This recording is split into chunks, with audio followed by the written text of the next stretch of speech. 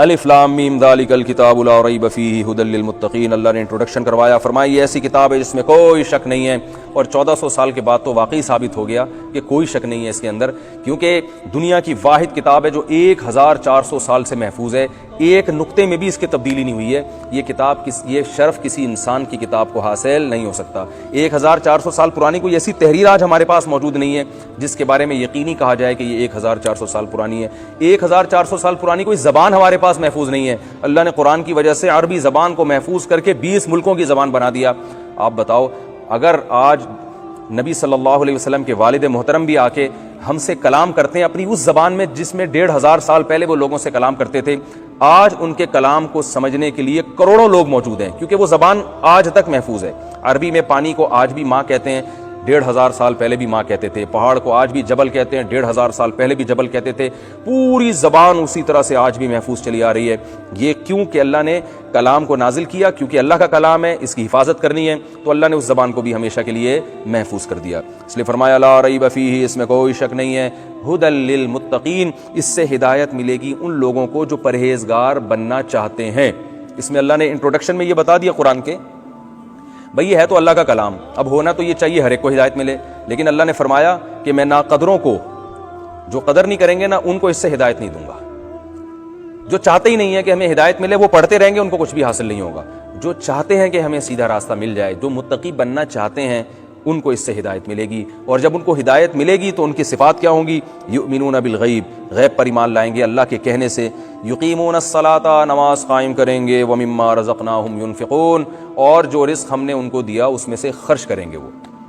تو اللہ نے یہ 2 صفات جو بیان کی ہیں نا سورہ بقرہ کے شروع میں, یہ اصل میں اللہ نے بتا دیا کہ جو متقی پرہیزگار لوگ ہوں گے نا, جو کامیاب ہوں گے, وہ نماز سے اشارہ کر دیا کہ اللہ کا حق بھی ادا کریں گے, عبادت بھی پوری ہوگی, اور ہمارے دیے ہوئے رزق میں مخلوق پہ خرچ کرنے میں بتا دیا کہ مخلوق کے حقوق بھی ادا کریں گے. تو یہ اصل میں دو احکام سے 2 چیزوں کو ہائی لائٹ کیا جا رہا ہے, حقوق اللہ اور حقوق العباد. آج جو لبرل لوگ ہیں نا, وہ حقوق اللہ کے تو بہت قائل ہیں. اصل میں ایکچولی انسان کو اچھا ہونا چاہیے غریبوں کے ساتھ, اپنی قوم کے ساتھ. اللہ ان کی ڈکشنری میں ہے ہی نہیں. کبھی ان کو نماز روزے سے کوئی دلچسپی نہیں ہے. ان کے یہاں نماز پڑھنے والا اچھا نہیں ہے, بس غریبوں کو کھانے کھلانے والا اچھا ہے. اور جو مذہبی لوگ ہیں جو صحیح مذہب کو فالو نہیں کرتے, اوپر سے فالو کرتے ہیں, وہ نماز روزے میں تو آپ کو بہت نظر آئیں گے, حقوق العباد کی طرف ان کی توجہ بالکل بھی نہیں ہے. تو اللہ نے قرآن کی ابتدا میں بیان کر دیا کہ بھائی ہماری نظر میں جو پرہیزگار ہے, جو کامیاب ہے, وہ اصل میں وہ ہے جو اللہ کا حق بھی ادا کرے اور مخلوق کا حق بھی ادا کرے. یہ ہے اس آیت کا اصل حاصل. اس صورت کے شروع میں اللہ نے 3 لوگوں کی 3 قسمیں بیان کی ہیں. ایک کامل مومن جن کے لیے جنت کی خوشخبریاں ہیں, ایک پکے کافر جن کے لیے جہنم کا عذاب ہے, اور ایک درمیان کے لوگ جو نہ ادھر کے نہ ادھر کے. ان کے دل میں ایمان نہیں ہے, لیکن جب ان کو اسلام میں مفاد نظر آتے ہیں تو ادھر لڑک جاتے ہیں, اور جب ان کو کفر میں مفاد نظر آتے ہیں تو ادھر لڑک جاتے ہیں. یہ نہ ادھر کے ہیں اور نہ ادھر کے. آج آپ کو بہت بڑا طبقہ ایسا نظر آئے گا جو نہ ادھر کے نہ ادھر کے. اللہ ہمیں اس سے بچائے. اسی صورت میں اللہ تعالیٰ نے انسان کی پیدائش کا منظر بھی بیان کیا ہے کہ آدم علیہ السلام کو اللہ نے کیسے بنایا. ہم تو نہیں تھے, ہمارے باپ آدم کیسے پیدا ہوئے ہمیں تو نہیں پتا, اس وقت تو کوئی تاریخ لکھنے والا تھا ہی نہیں. تو اللہ نے بتایا کہ ایسا ہی نہیں پیدا ہو گئے ڈارون کی نظریے کے مطابق اتفاق سے, بلکہ انسان کو پیدا کرنے کے لیے بڑا اللہ نے ایک انتظام کیا تھا. باقاعدہ فرشتوں کو بٹھایا, ان کو اللہ نے بتایا کہ میں ایک مخلوق پیدا کرنے والا ہوں. فرشتوں نے کہا بھائی یہ تو زمین میں خون بہائے گا. اللہ نے بتایا کہ میں وہ کچھ جانتا ہوں جو تم نہیں جانتے. اور اللہ نے بتایا کہ اس کو چیزوں کے نام سکھائے گئے, یعنی اس کے اندر علم کی صلاحیت ہے. فرشتوں میں یہ صلاحیت نہیں ہے سیکھنے کی, لرننگ کی. تو اللہ نے بتایا علم آدم الاسماء کلھا, فرشتوں سے پوچھا تم بتاؤ ان چیزوں کی خاصیتیں بتاؤ, ان کے خواص بتاؤ. فرشتوں نے کہا ہم تو نہیں بتا سکتے. اللہ نے فرمایا میں نے نہیں کہا تھا کہ میں وہ کچھ جانتا ہوں جو تم نہیں جانتے. تو پتہ چلا نالج ایک ایسی چیز ہے جس سے انسان کو بہت بڑی برتری حاصل ہوئی ہے. تو جتنی آپ کے پاس نالج ہوگی آپ کا مقام اتنا ہی بڑا ہوگا, خواہ وہ نالج دنیا کی ہو یا وہ دین کی ہو. دین کی نالج آپ کو چاہیے جنت میں جانے کے لیے, اور دنیا کی نالج آپ کو چاہیے اس زمین پر خلافت قائم کرنے کے لیے, جو انسان کی پیدائش کا مقصد تھا. کیونکہ آدم علیہ السلام کو اللہ نے یہ نہیں فرمایا کہ میں فرشتوں سے یہ نہیں کہا میں زمین میں ایک بندہ پیدا کر رہا ہوں, بس فرمایا خلیفہ پیدا کر رہا ہوں. جاعل فی الارض خلیفہ. خلیفہ کا مطلب جو زمین کی باغ ڈور اس کے ہاتھ میں ہوگی. آج انتہائی افسوس کے ساتھ کہنا پڑتا ہے کہ زمین کی باغ ڈور مسلمانوں کے ہاتھ میں نہیں ہے, غیر مسلموں کے ہاتھ میں، پالیسیاں وہ بناتے ہیں۔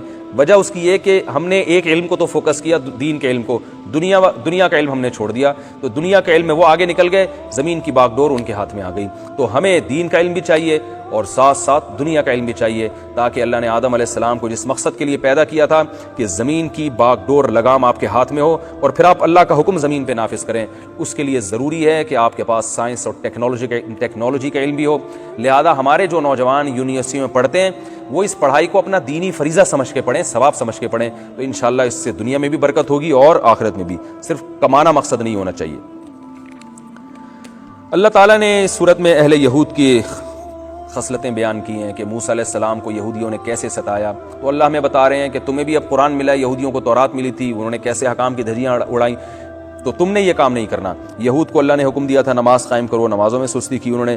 جب پیغمبر کوئی حکم دیتے لیت و لال سے کام لیتے، نبی نے حکم دیا کہ گائے ذبح کرو تو وہ الٹے سیدھے سوال کرنے شروع کر دیے، گائے کا کلر کیسا ہونا چاہیے، یہ ہونی چاہیے، وہ ہونی چاہیے۔ تو اللہ نے فرمایا کہ لیت و لال سے کام لیتے تھے، تو ہمیں ایسا نہیں کرنا چاہیے۔ ہمیں یہ بتایا جا رہا ہے کہ تم اللہ کے احکام کو دل و جان سے فالو کرو۔ اللہ نے یہود کو بڑا نوازا تھا، آسمان سے من و سلوہ اترا کرتا تھا، بہت ساری نعمتیں اللہ نے ان کو دی تھی، مگر ناقدری کی، اللہ نے ان سے زمین کی خلافت اور حکومت چھین لی۔ پتہ چلا کہ زمین کی حکومت بھی بہت بڑی اللہ کی نعمت ہے۔ اللہ نے اس میں ایک اہم حکم یہ بھی دیا کہ بنی اسرائیل کو ہم نے کہا تھا کہ عبادت صرف اللہ کی ہوگی اور والدین کے ساتھ حسن سلوک ہوگا، رشتہ داروں کے ساتھ، یتیموں کے ساتھ، مسکینوں کے ساتھ حسن سلوک ہوگا۔ تو اس سے پتہ چلتا ہے کہ اسلام کے یہ بہت اہم احکامات ہیں جو اللہ نے یہودیوں کو بھی دیے تھے، تبھی ان کو اللہ نے ہائی لائٹ کیا ہے۔ والدین کے ساتھ حسن سلوک، شرک نہیں کرنا، رشتہ داروں کے ساتھ۔ آج فیملی سسٹم تباہ ہو رہا ہے، رشتہ داریاں ٹوٹ رہی ہیں، گوروں کو ہم ہر چیز میں فالو کر رہے ہیں، باپ کو دور کرتے ہیں، دوست کو قریب کرتے ہیں۔ تو اللہ نے حکم دیا، یہ یہودیوں کو ہم نے منع کیا تھا اور آج یہودی یہی کام کر رہے ہیں۔ فرینڈ شپ بہت اچھی ہوتی ہے، باپ اور ماں کے حقوق کا پتہ نہیں، بردر سسٹر کے حقوق کا پتہ نہیں، تو اللہ نے آیات میں اس کی نفی کی ہے۔ ذی القربا، اسلام کہتا ہے کہ سب سے پہلے والدین، اس کے بعد قریبی رشتہ دار، فرینڈ بعد میں، اور یتیموں کے ساتھ حسن سلوک اور غریبوں کے ساتھ وقولوا للناس حسنا، اور لوگوں سے اچھی بات کرنی ہے، طریقہ بھی اچھا ہو، بات بھی اچھی ہو۔